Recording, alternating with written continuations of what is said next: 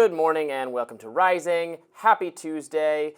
We still have quite a bit of snow in the nation's capital. In fact, it continued snowing much of yesterday. But really the thing affecting my commute was the road closures for what I suspect is Jimmy Carter's funeral situation going on. Yeah, I think it must be. They weren't so severe yesterday, even when there was the certification of President-elect Trump's victory going on. So I imagine It must be Carter-related. That seems to be causing a bit more obstruction than the snow. So there we are. We are here, nevertheless, ready to talk about the news, are we not? We are indeed, Robbie. So let's kick off. What is on your radar? Well, the 2024 election results have been officially certified by Vice President Kamala Harris, the loser of said election. The VP performed her constitutional duty admirably, presiding over the ceremonial tallying of the electoral votes and officially declaring Donald Trump the next president of the United States. Bravo. The Democratic Party lost no opportunity to remind voters that last time when the situation was reversed, some Republicans, including Trump, made serious efforts to thwart the transfer of power and delegitimize Biden's win. Now, in a statement, Biden said we should commit to remembering January 6, 2021 every year. January 6, January 6, January 6. Democrats never want you to forget that date. They may, however, wish you to forget an interesting detail. This election, 2024, is actually the first time that no Democrats have objected to the Republican presidential candidate's victory since the 1988 election. That was the year I was born. Don't take my word for it. Take it from Semaphore reporter Dave Weigel, who notes on X that Dems are chagrined now about their futile, meaningless protests after Republican wins in 2000, 2004, and 2016. This didn't become a capital offense until recently. Now, it's true that officials' objections registered by some Democrats in the aftermath of those elections are not the same thing, I'm not pretending they are, with the embarrassing episode that occurred after 2020 when an angry mob smashed the windows of the Capitol and feuded with the police. It is absolutely appropriate to condemn their actions, and it is right and proper that the trespassers were prosecuted for their crimes. But let's not exaggerate the magnitude, the gravity of what occurred that day. It wasn't a calamity on par with terrorism or a natural disaster. It's not anywhere close to one of the darkest days in our history. People who exaggerate what happened doing just as much damage as people who minimize it. Enter Sunny Hostin. The View host made an interesting comparison on yesterday's edition of the show. She said January 6th was on par with World War II, slavery, and for good measure, the Holocaust. Really? Let's watch. I just remember after January 6th, you had someone like Mitch McConnell placing the blame on January 6th where it belonged, squarely on Donald Trump's shoulders. And then you started seeing people backtrack that and losing their moral center. You had Condoleezza Rice, I believe, on this very show saying, you know, we need to move on from January 6th. I say no. You don't move on because January 6th was an atrocity. It was one of the worst moments in American history. And when you think about the worst moments in American history, you know, like World War II, things that happened, you know, like the Holocaust, chattel slavery, we need to never forget because past becomes prologue if you forget any race. Oh, Sonny. Sonny, Sonny, Sonny. Again, January 6th was bad. Not saying it's not. But you find yourself comparing it to the Holocaust. Please seek help. So here you have a person doing the exact thing I think I criticized yesterday, saying it's the same as I think I said 9/11 yesterday. She said she used those descriptions. Holocaust. It's not like the Holocaust, Niall. Surely you agree with. And I agree it's not like the Holocaust, but I also don't think I've ever heard a radar from you that I disagree with so much. Oh, all right. Let's get to it. I think January the 6th was a calamity. I think it was one of the darkest days in our history. And to say January the 6th, January the 6th, January the 6th, as if, oh, well, that was just a minor thing that we need to get over, just seems ludicrous to me. Let's get back to the realities of it.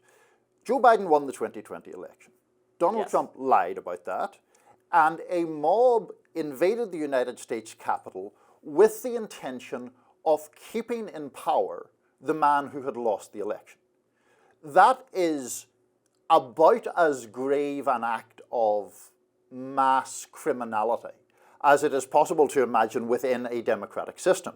Because had that mob succeeded, it would have detonated a very important pillar in democracy, which is the recognition of the legitimacy of elections, the peaceful transfer of power, and the importance of that being accepted and not being overturned by mob rule. Well, I don't disagree with that, but them just camping out in the building was not going to prevent the transfer of power. None of their physical actions taken on that day were going to do. That's different. I take seriously the legal challenges Trump made, which could have had that effect, although no court took them seriously whatsoever because they were so out there and not based on sound legal theories. The occupation of buildings, something's that happens on every American college campus and parts of Portland where deranged activists occupy public buildings, Robby, sometimes for days and weeks at a time. Why were they occupying that building that day? For an illegitimate purpose, for which was they've all been arrested. Disrupt the certification of an election. But it their is not actions some were not going student to taking succeed over at that. a building in Columbia University and naming it Heinz Hall. It is people going to the site of the certification of a presidential election to disrupt and prevent that certification, and in doing so to open up the maintaining of someone in power who had lost, who had been rejected by the electorate. They have all been arrested for the crimes they committed, which were smashing the windows, trespassing in the building. I take it seriously that they shouldn't have done that, and I want the same thing done to them as anyone else who smashed any of the windows of the buildings in Washington, D.C., and I hold Trump morally to blame for having contributed to those actions that were taken, even though I do not think he instructed or wanted them to take that action, and has indeed criticized them subsequently. But the idea that the government transfer of power was not going to happen because they were not a military force. They don't have a. Well, I mean, BLM isn't a military force. The reason I know. I'm not saying they weren't a threat to the overthrow of the U.S. government either. Yeah, no, but the January the 6th people were, because the purpose of them going in, some of them who had zip ties, some of them who had knives, I think there were guns carried by some, according to the Department of Justice. But the point of the whole exercise was to thwart the transfer of power. Whether they came, I would argue they did come close, you would argue they did not. That was their intention. And it was an intention that was being pursued by violent means in invading the United States Capitol to intimidate people, to threaten Mike Pence with being hanged, and to otherwise prevent the legitimate winner of a presidential election from being certified as such. But Mike Pence utterly rejected the idea that he could have some kind of influence, that he could reject the electors, and but that has no bearing on the crime. I mean, to say I want to hang you doesn't. Whether the person who you're aiming to hang bows to the intimidation or not doesn't alter the fact of the intimidation. So the incoherent rage of the mob was not I think you're attributing too much organization and ideology and methodology. It was I don't believe it was planned that it was going to happen. It was largely spontaneous outburst of anger directed at lawmakers that is absolutely punishable, but we see it very differently. I see it as a riot. I do not see it as an insurrection, because they had no. I don't think they had any. How could they have? The government would have met later and done the same thing if they had occupied the building, if they had refused to leave, or then the military would have come cleared them out. Like, it's not. You're treating it like it's a paramilitary organization. It just seems such a bizarre argument to make, to say people invading the United States Capitol and seeking to overthrow the result of an election, that becomes somehow mitigated by the fact that they're not a paramilitary force. By the fact that it's totally ludicrous to think they could have accomplished that? I don't think it is ludicrous at all. I mean, if Pence had, for example, bowed to the intimidation, or if lawmakers had bowed to the intimidation, or if they had committed violence against people such that the army had come in under Trump's command, I don't think it's at all ludicrous to imagine that. Well, now we're starting to imagine a lot of counterfact. What if Trump had seized control of the military, and the military had all decided to listen to Trump, and the court said nothing about this, so the court was just ignored? Then what if? I guess we could have a world that just bears no resemblance. But you're saying what if? But your argument against treating, well, whatever your argument is, treating these people more leniently, as criminals, is based upon the what if that it. I don't think that's we just disagree fundamentally. All right. Well, you let us decide Thanks for listening, and we've got lots more to talk about today on Rising, including some changes coming to Facebook, announced by Mark Zuckerberg, that he says are aimed at restoring free speech to that platform. We'll debate it, discuss it, coming up next. Meta CEO Mark Zuckerberg announced Tuesday morning that the company's platforms were going to move in a new direction. Specifically, Zuckerberg said he wants to return to the platform's roots and restore free expression by changing the moderation. Here he is discussing that.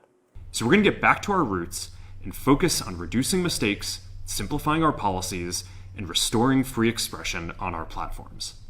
More specifically, here's what we're going to do.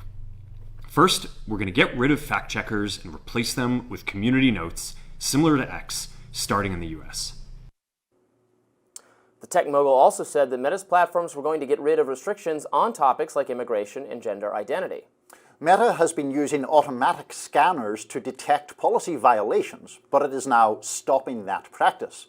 Instead, it will redirect those scanners to focus on illegal and severe crimes, like child sexual exploitation, terrorism, drugs, and scams. Meta will also allow users to personalize their approach to political content. Zuckerberg said their content and moderation and trust and safety teams would be leaving California. Here he is.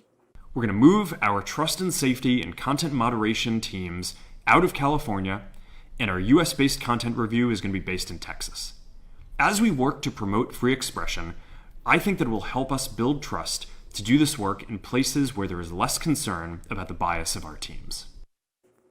After this news broke, some took to X to share their thoughts. Kentucky Senator Rand Paul tweeted, "Meta finally admits to censoring speech. What a great birthday present to wake up to, and a huge win for free speech."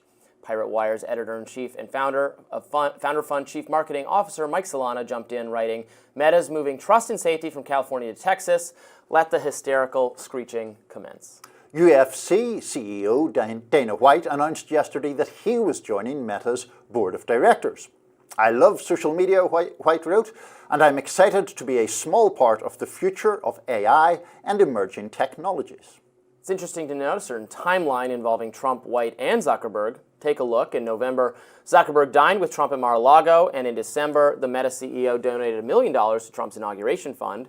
January, he tapped Dana White for a Meta board spot and is now ending this fact-checking program, of which I am wildly in favor of this change. I have run afoul of this fact-checking program in the past, Niall. I've done several raters on it. What crime did you commit, Robby? I did not commit any crime, which is why this was so galling and why I particularly object to the way Facebook has done fact-checking, which is to outsource it to a number of groups. I would describe several of them as progressive activist groups that I have disagreements with. They're not the arbiters of truth on climate-related topics, and particularly COVID, which, is, as you know, is where I have a great deal of interest and did a lot of writing. So they said, this is middle of the pandemic, sometime around there. I didn't. This was not an article original to me. It was an article written by, I believe, by David Zweig, a guest we had on Reason a lot, who'd written for mainstream publications about the efficacy of mask mandates. And he had written for The Atlantic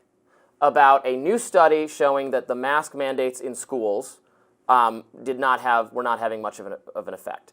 And my article was not original. I wrote about that for a reason. I said, look at this Atlantic article saying this. I posted on Facebook, and it got censored by this fact-checking COVID group because they said, you made the false claim that masks do not work.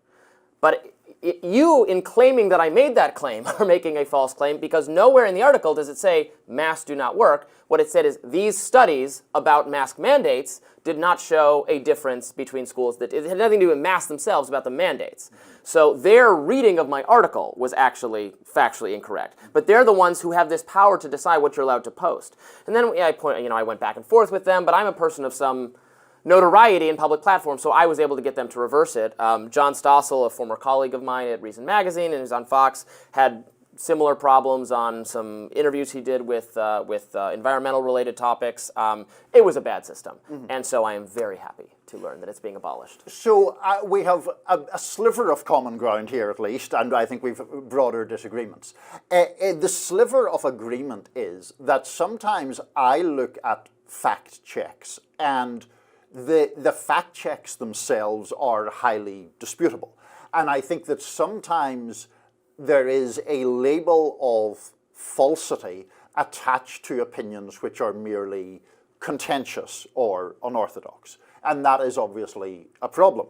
Now, where I have the difficulty with Zuckerberg's move is two related factors. One is it being part of the narrative that we mentioned in the introduction, where it appears to be part of a sort of cozying up to Trump or whatever. But the broader problem I have is to just say, I mean, I'm not a fan of the community notes system because I don't think, well, let me back up a bit. I do think there is such a thing as objective truth. And I think that when that is placed in this sort of, let's have a public referendum among the users of a particular website on what is truth and what isn't, that is more open to, or at least as open to misuse. Can I push back on that a little bit? I don't agree. When I see community notes on posts on X, rarely have I seen one where I go, oh, that's obviously incorrect.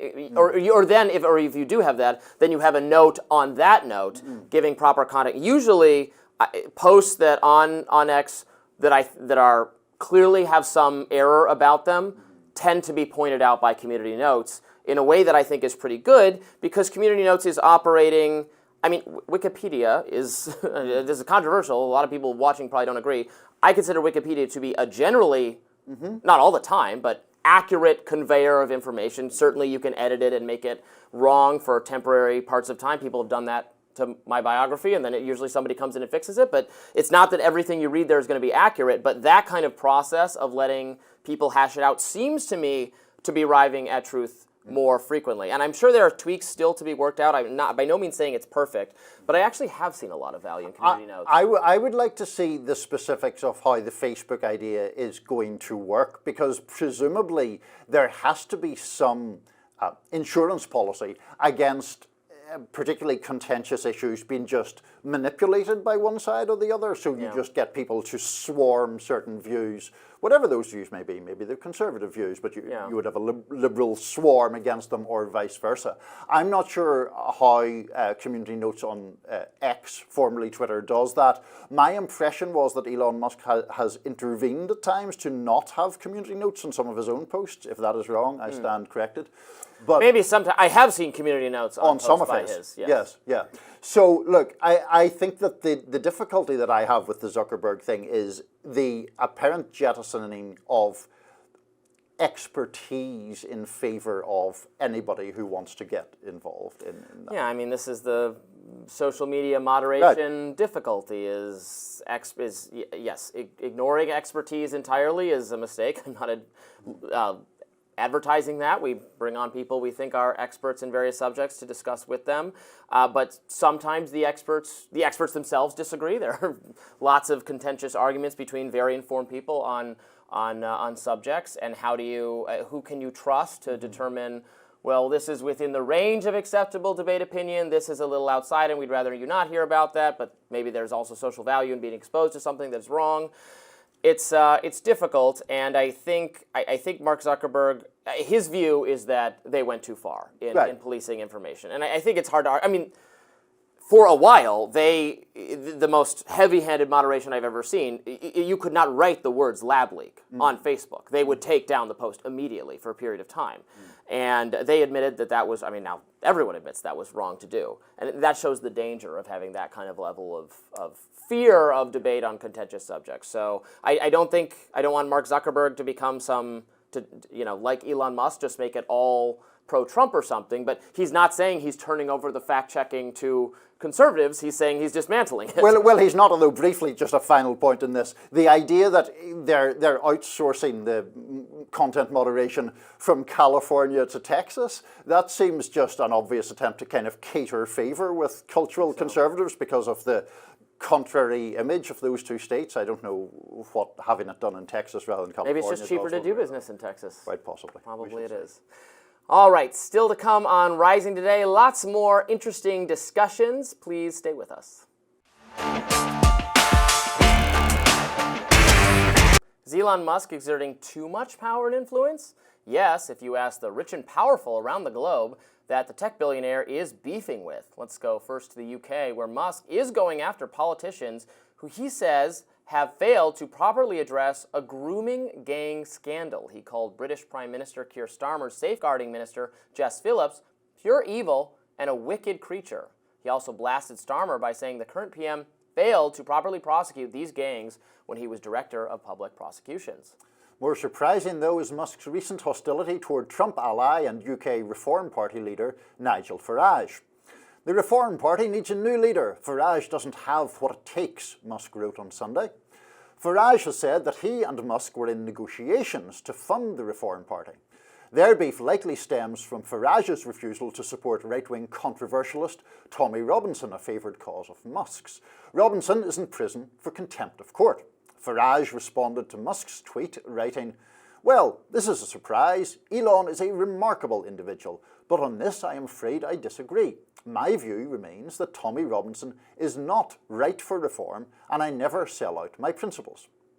But Musk's quarrels don't end there. Musk has also been very vocal in his support for Germany's nationalist AfD party, calling them Germany's last vestige of hope. He wrote an op-ed for a conservative newspaper in Germany voicing his support for AfD's strict immigration stance and also his tax policies. German Green Party member told Musk to keep his hands off our democracy, and the opposition party leader Friedrich Merz called Musk's words intrusive and pretentious. And now France is joining the melee. French Prime Minister Emmanuel Macron said Monday, 10 years ago, who could have imagined it if we had been told that the owner of one of the largest social networks in the world would support a new international reactionary movement and intervene directly in elections, including in Germany. And last but not least, we can't forget about Musk's domestic conflicts. War Room host Steve Bannon blasted Elon Musk last week over the apparent censorship of people who criticized H-1B visas. Here he is. This is the danger of the guy. This is the CCP. This is a social credit score. This is what he's gone to. It's obvious. He can't take criticism. One of his weaknesses is that he needs to be loved. He needs the masses to love him. You can tell he's on the stage. He needs that glory. So, Elon Musk taking some criticism from a couple different sources, from mainstream liberal progressives, internationalists, and then also from Steve Bannon. I'm the resident Elon Musk defender. You are. But you certainly know more about the UK situation than I do, in all likelihood. Tell us about Mr. Farage and what this beef could be about. So Mr. Farage rose to prominence as the leading advocate of the United Kingdom leaving the European Union. At that time, he was associated with UKIP, the United Kingdom Independence Party. Obviously, he succeeded in the Brexit referendum, which was a years-long victory that he won there. He's now involved with the Reform Party. He had met Musk late last year, and there had been some suggestion of a very large donation. Separate but related is this figure called Tommy Robinson. We may get to this more if we discuss the broader issues in Britain later in the week.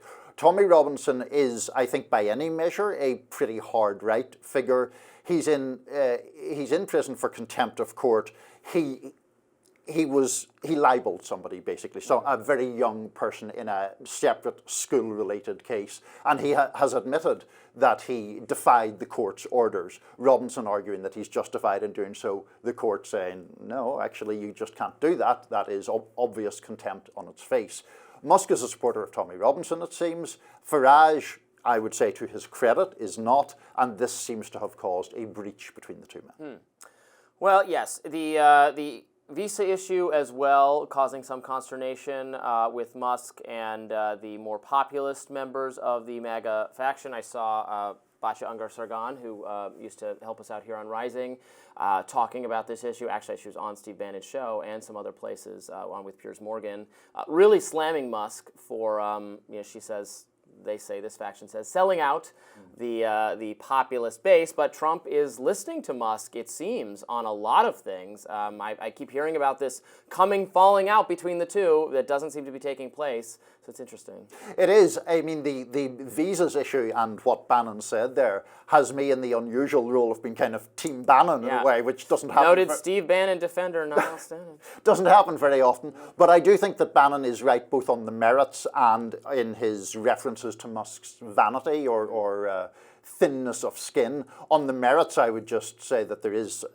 significant evidence that those visas do in fact at least reduce prevailing wages, even though they're not supposed to, within the tech sector in particular. And I think the support for them from people like Elon Musk is about essentially holding his business costs down and boosting his profits. And that obviously cuts against the kind of economic nationalism that Bannon and others of that ilk would advocate. But to the point that we're talking about here, which is Musk's involvement both around the world and domestically, I do think he is remarkably thin-skinned often. And in the British example, we can get into it, as I say, sometime later, but I just think he doesn't fully understand what he's talking about some of the time. Just as one brief example, he congratulated Kemi Badenoch, the current Conservative leader, for calling for a particular kind of inquiry and had to be corrected in the comments to noting that she had obviously been in power as part of the previous Conservative government and had not called for it when she had the power to do so. I find it a bit rich, though, when internationalist, progressive, other wealthy, powerful people, are now so upset about his influence. What about the influence of Bill Gates? What about the influence of George Soros? What about the influence of countless progressive, wealthy people who spend tons of money to advance their causes and to advance their political parties in Europe, in the US, etc. Now it's a bad thing because Elon Musk is doing it. Yeah, I actually broadly accept that point. I think that there is an issue with the amount of influence that accrues or that stems from I literally heard Bill Gates complaining about this the other day, complaining about Elon Musk. Come on, man. Okay, I didn't hear that, but I mean, that's a legitimate complaint to have. It is. I think that people, spending vast amounts of money to influence elections in their native land or adopted land or foreign countries, I'm skeptical of all of that. And I'm skeptical of it when it's Musk, and I'm skeptical of it when it's progressive figures. I think there's too much money in American politics, and I think that there's the politics of other nations is going down that road, and I think it's regrettable. Yeah. Well, we shall see if the influence continues for how much longer. Stay tuned. More Rising right after this. This next story might dampen your happy hour plans. In one of his last moves in office, Surgeon General Vivek Murthy is calling for new warning labels on alcoholic beverages, stating that they could cause cancer. Much like tobacco, Murthy wants warnings of drinking causing a heightened risk of breast, liver and colon cancer. Alcohol is now the third leading preventable cause of cancer. This parting salvo raises a new debate over the safety of moderate drinking. Murthy says new research not only links drinking to cancer, but that a drink or two will not prevent or lower the risk of stroke or heart attacks as previously suggested. But making matters a bit more confusing, Murthy's announcement does come on the heels of a contradictory report from another agency funded by Congress. The National Academy of Sciences, Engineering, and Medicine said that no conclusion could be drawn between moderate drinking and several types of cancers, including colon cancer. So would we be bringing back prohibition for nothing? What's also interesting is that this pitch for warning labels comes just as the US is getting ready to adjust dietary guidelines. This will all take place, of course, after a new Health and Human Services leader, likely to be Robert F. Kennedy Jr., is confirmed.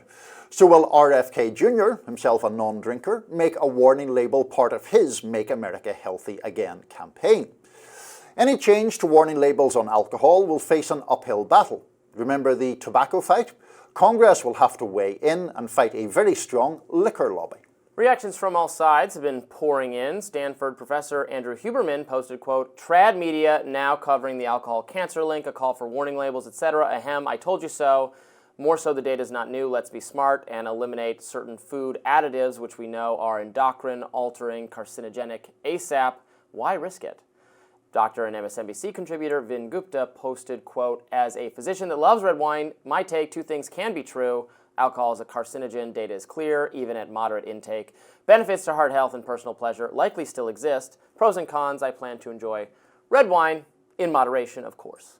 Meanwhile, Dr. Liver posted, quote, "Just stop with this HMP infection nonsense, panicking, and move on to other important matters, like the U.S. Surgeon General's call for concerns on low doses of alcohol causing cancer." Look, it seems to me, I'm no expert, maybe you know more about this than I do, but you don't, I don't think. Not particularly. Go ahead. There is mixed evidence. Certainly heavy drinking, I don't think is a mystery to anyone, is heavy, frequent drinking is unhealthy for you.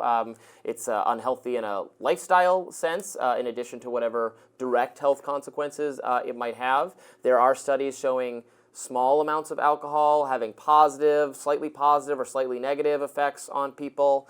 But my bottom line would be, I don't think we need warning labels on. Like, doesn't people know that heavy drinking, serious drinking is bad for you, and I don't think that comes as a surprise. So first of all, I don't drink, so my expertise. You are a non-drinker. So I'm a non-drinker. So I am not a non-drinker, as our viewers know. I enjoy a glass of red wine, or 2 or 3. Well, maybe you would have more knowledge of this part than I have then. When I was researching this, it was suggested that there are already warning labels on most alcohol relating to the dangers of drinking while pregnant or while driving or while operating heavy machinery. So the principle of a warning label has already been established. So then the question becomes, is an additional warning label about moderate drinking justified?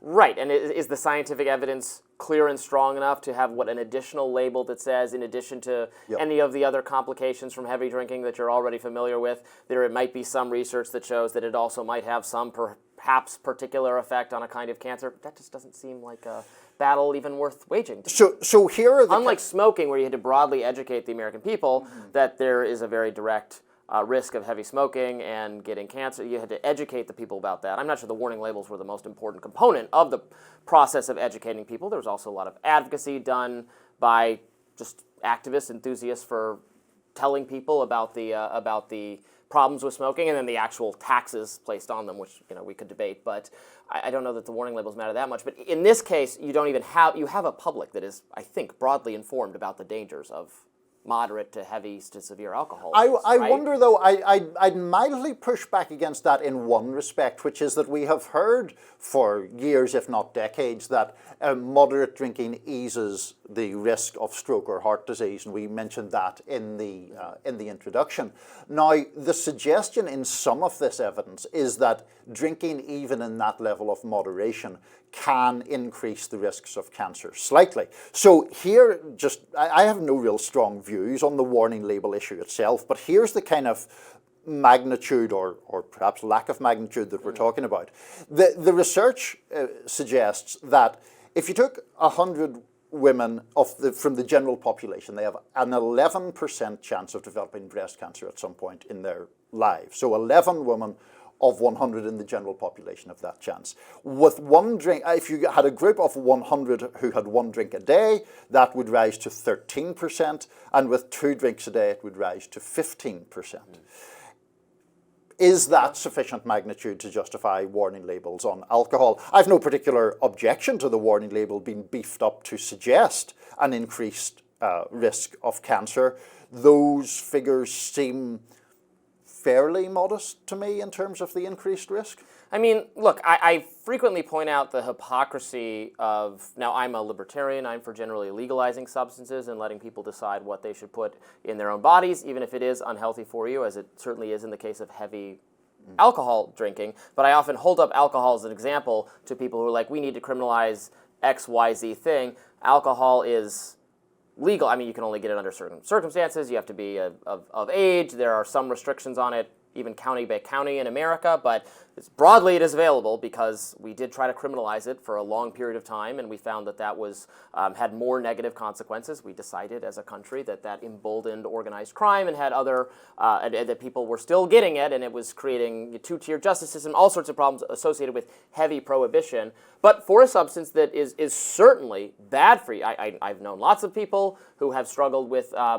alcohol addiction, and it has been really negatively affected their lives and their family lives. So I'm not pretending at all that it can't be bad for you. It's bad for a lot of people, but it's legal. And then things like, marijuana now mostly decriminalized, but something that that causes not zero problems. We hear about with stronger weed these days about people having psychotic episodes because of it, but nowhere near the number of tragedies and deaths that just drunk driving causes. 100%. I mean, there's enormous... Not criminalized and this legal. There are enormous double standards around legalization of drugs and legalization of drugs that were once illicit. I mean, if alcohol had somehow never existed and someone created it now, you would never get the capacity to legalize a drug that's hugely dangerous in terms of addiction, in terms of drunk driving, in terms of violence and the correlation between violence and alcohol. You could never create it. It makes people reckless, it makes them act out, it lowers their inhibition to doing antisocial or even violent things. It can be very dangerous. It can. Now, before our audience goes crazy, I am not advocating a renewal of prohibition. Good. But I do think that there, when marijuana in particular is mentioned, and at one point in my lifetime, the legalization of marijuana was deeply controversial, and the dangers of it compared against the dangers of alcohol are it's very small. Insane to me. I very much agree on that. Stay tuned. More Rising right after this. President-elect Donald Trump's political ambitions are stretching far beyond the borders, the limitations of the United States. He has a bolder vision. Trump once again expressing interest in America purchasing the beautiful land of Greenland. And in fact, Donald Trump Jr. just touched down there this morning on an important diplomatic mission. The Truth Social post on Monday, Trump wrote, "I am hearing that the people of Greenland are MAGA. My son, Don Jr., and various representatives will be traveling there to visit some of the most magnificent areas and sites. Greenland is an incredible place, and the people will benefit tremendously if and when it becomes part of our nation. We will protect it and cherish it from a very vicious outside world. Make Greenland great again." Trump also included a clip of a man apparently from Greenland saying he would like for the island to become a part of the US. Here he is. Okay. So, if you could tell Trump anything, what would it be? Buy us. Buy Greenland? Buy Greenland. Why do you want Trump to buy Greenland? Because we don't want to be colonized by Danish government anymore. We get ripped every year about our minerals from Greenland. We are the richest nation in the world, and we don't get to use it. Denmark's using us too much. The Danish king also sent shockwaves of his own yesterday. You don't get to say that every day. The king decided to change the royal coat of arms, which now features Greenland and the Faroe Islands more prominently. King Frederick has explicitly stated he wants Greenland to remain part of Denmark's kingdom. Many on X are in support of the biggest island in the world becoming a part of America. Elon Musk on Monday, for instance, wrote, "The people of Greenland should decide their future, and I think they want to be part of America." Author Richard Hanania also chimed in, writing, "Elon Musk's wealth is higher than the entire yearly GDP of Denmark. 50% of Greenland's budget is subsidized by Denmark. But if we want to buy the loyalty of the people, there's no way they can win a bidding war." Trump efforts don't even stop with Greenland. After former Canadian Prime Minister Justin Trudeau resigned on Monday, Trump couldn't help commenting on the matter, saying on Truth Social that many people in Canada love being the 51st state. The United States can no longer suffer the massive trade deficits and subsidies that Canada needs to stay afloat. Justin Trudeau knew this and resigned. If Canada merged with the U.S., there would be no tariffs. Taxes would go way down. They would be totally secure from the threat of the Russian and Chinese ships that are constantly surrounding them.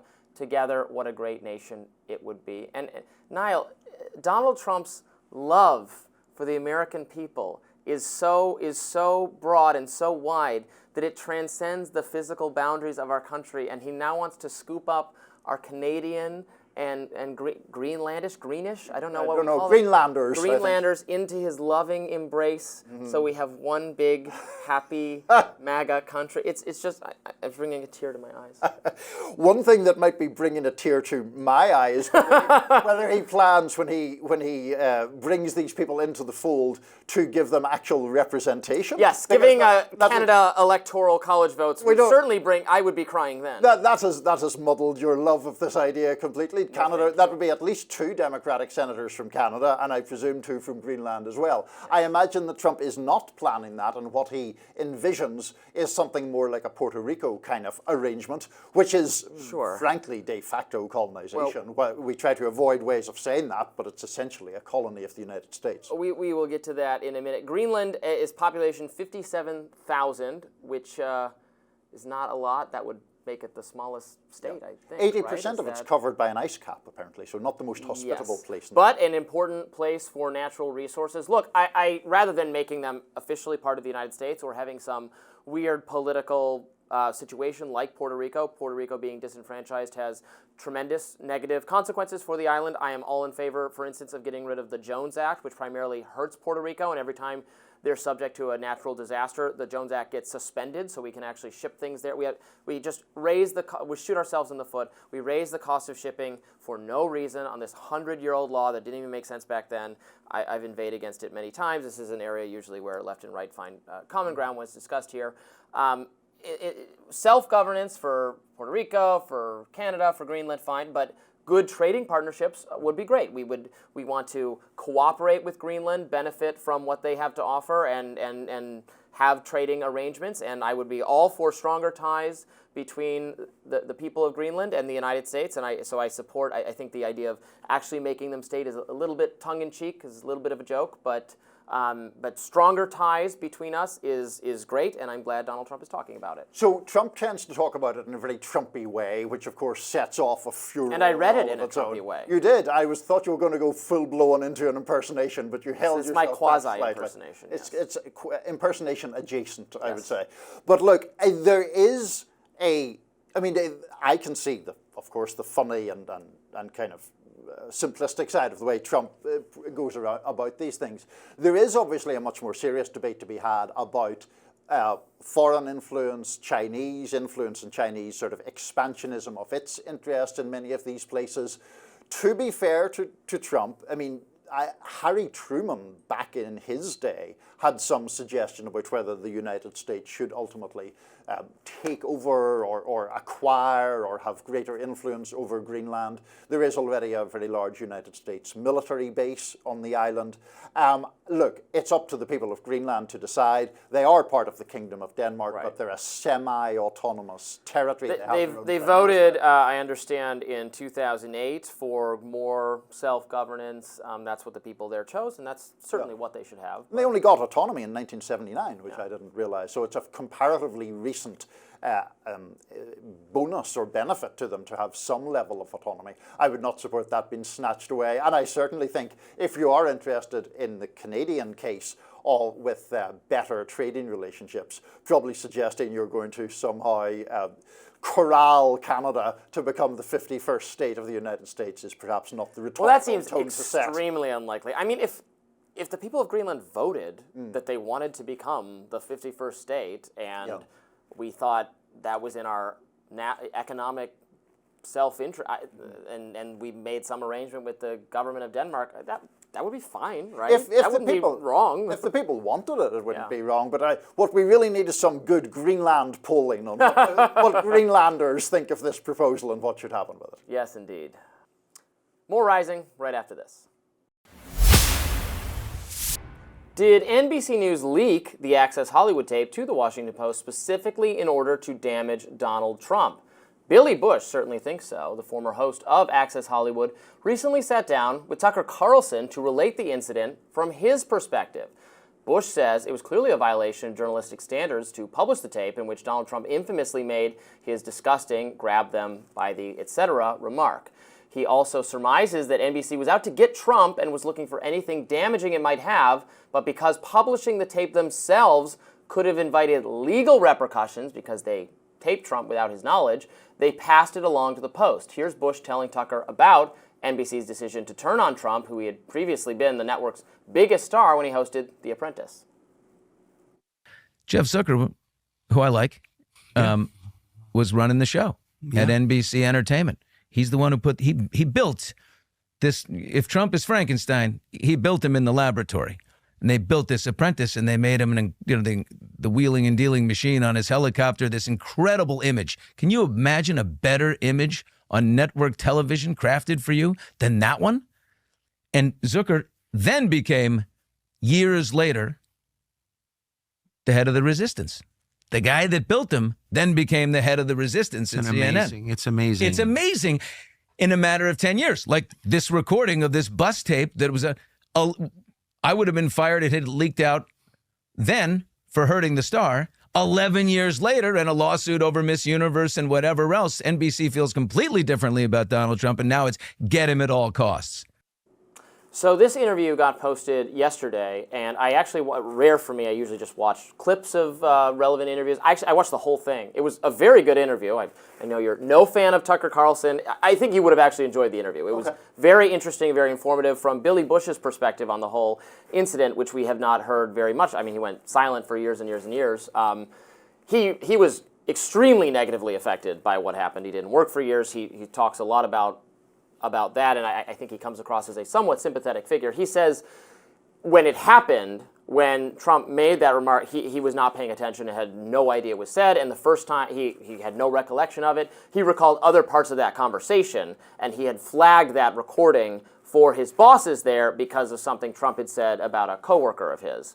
But he had no recollection of that part of it until the tape was played for him years later. But what he said is that, so that was recorded during a period where Trump didn't know they were rolling, and so they couldn't have just released it because he could have sued. It was in California, which is you have to, both people know you're recording, and they wouldn't have wanted to release it at that time because he was their biggest star, and they wanted to protect him. And so Billy Bush describes the weird position he was put in that he was expected to spend all his time with Trump, interviewing Trump, glorifying Trump for years because Trump was the star of the network. And then when they changed into destroy Trump mode, and they gave that to the Washington Post and destroyed Billy Bush's career, it was very interesting. So I am, as you might expect, not very sympathetic to the idea, which I'm assuming comes from Tucker, because indeed I have not watched that. It's a rather long interview, I think. But the idea that, oh, this is terrible because NBC colluded with the Washington Post to damage Donald Trump. The contents of that tape are plainly in the public interest. Now, let's, for a moment, indulge me with a counterfactual here, where Barack Obama, before being elected president, makes those remarks in the same circumstance. And NBC or whomever does not give them up, keeps them private, keeps them secret, and at some later point it's discovered that Obama said that. Does anyone seriously think for a second that Tucker Carlson would come out and say, well, that was very impressive of NBC to protect Obama's privacy? Of course he wouldn't say that. He would say, oh, this is a cover-up, it's terrible, typical liberal media. It's either right or it's wrong to introduce things that are recorded in that sort of circumstance, but are of public interest into the public domain. And I would argue it's completely justified to put that into the public domain. It is certainly in the public interest to hear the presidential candidate, who then became president, saying these remarks. I agree with that. I think it was, obviously, the Washington Post, having obtained it, certainly should have run with the story. Now, the Washington Post reporter who did obtain it, David Fahrenthold, is, Billy Bush said in that interview, was a close college friend of the person at NBC who had the tape, and that they were groomsmen in Chelsea Clinton's wedding. So there's a little bit of an, okay. It's just journalistic good luck, though, that you have to know the source. Yeah, I mean, this is, the major media corporation leaks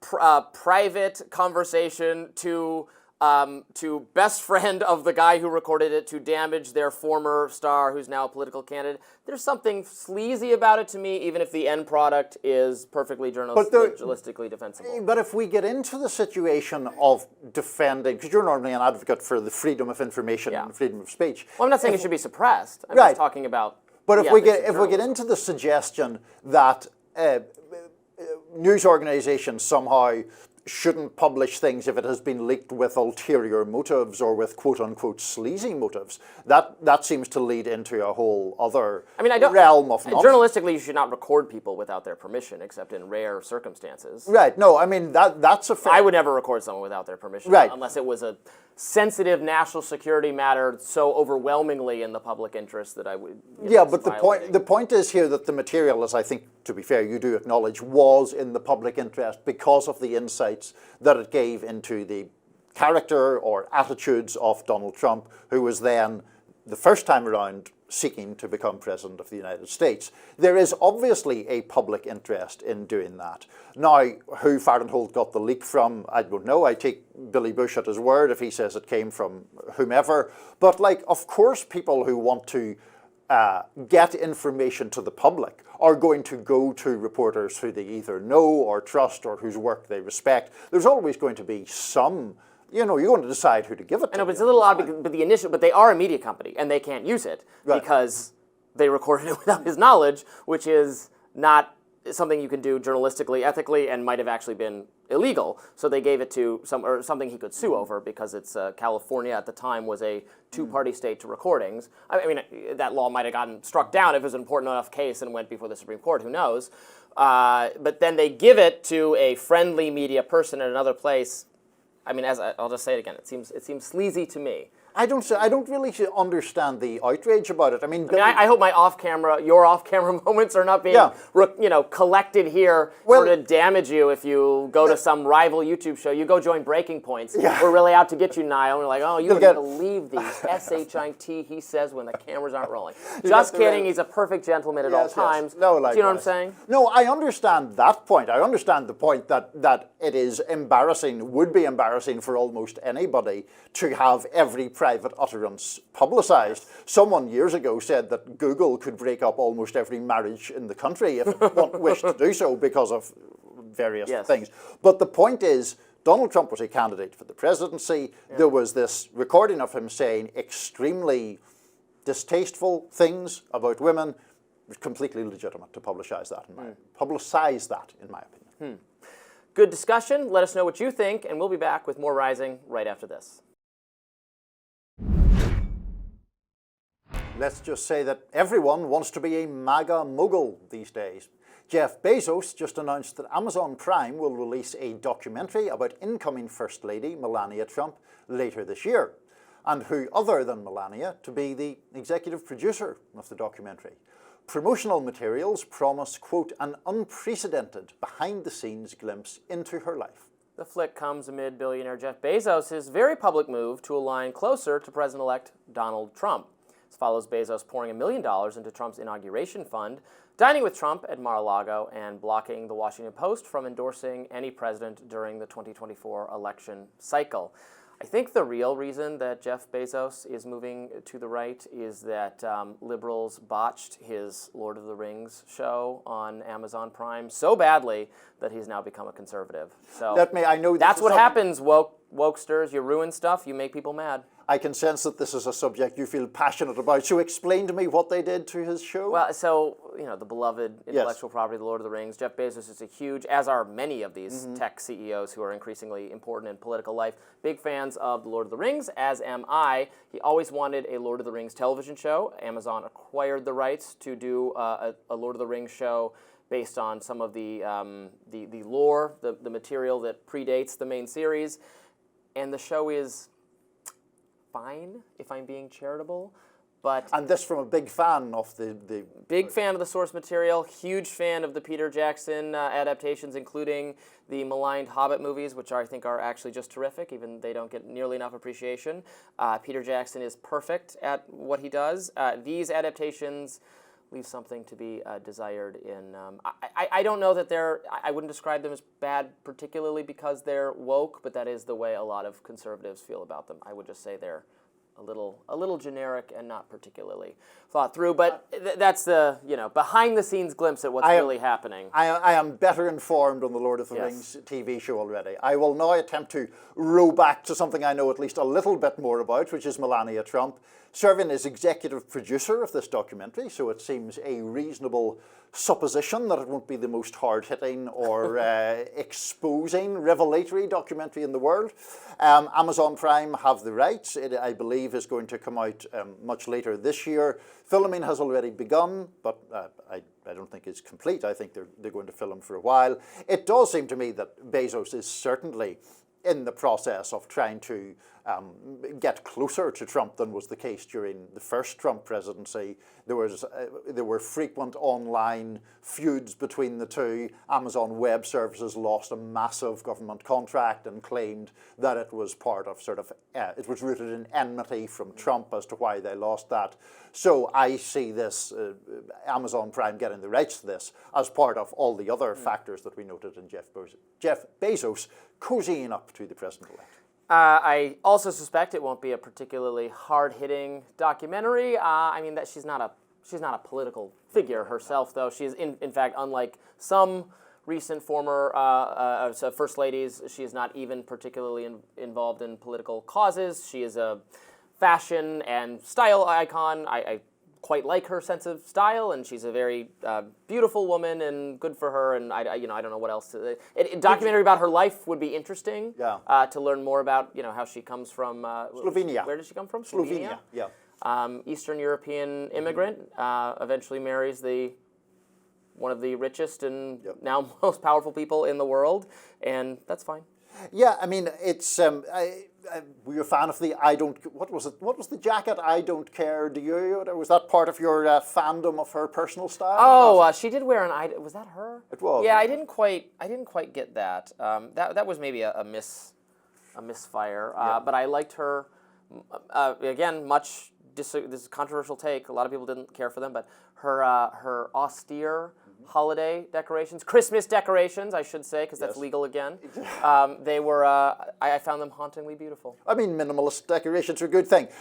Before we get too far down the road of flippant decoration commentary, I should probably say that there is an additional controversial element to this documentary, which is that it is going to be directed by Brett Ratner, and I believe it is his first directing project since 2017, when he was the subject of allegations from 6 women that he had engaged in sexual harassment or misconduct.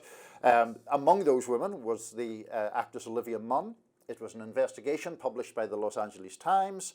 Brett Ratner denied the allegations. There were no criminal charges ever brought, but that is part of the story too. Yes, he got unpersoned during the height of Me Too related blowback.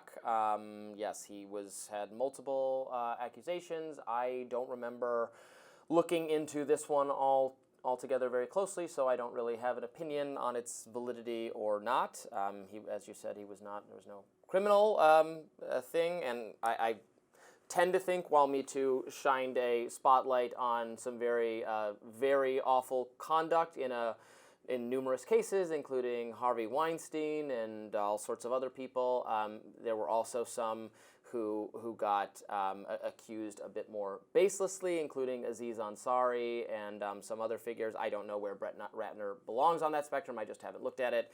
That it's now years later and he's working again is perfectly fine by me. I don't know that the penalty for having been accused of sexual misconduct is to never hold a job again. That would be kind of weird. But. I mean, I would say innocent until proven guilty, but Olivia Munn and Natasha Henstridge, both fairly well-known actresses, did go on the record in that Los Angeles Times story. I'm not actually sure what we can say in terms of graphic details of those, but they were serious allegations, I would say, in both cases. What is he known for directing? I'm trying to. Oh, he directed my least favorite X-Men film, X-Men There you go. Last Stand. So you seem to hold him more culpable for that than. Yes, perhaps. All right, that does it for us today on Rising. Thank you so much for watching. We're just getting started with this week. There's much more to come later on. We hope you tune in tomorrow as well. Be sure to like, share, and subscribe in the meantime so you never miss any of our content. And for those of you who like to listen while on the go, we're now available anywhere you can find podcasts.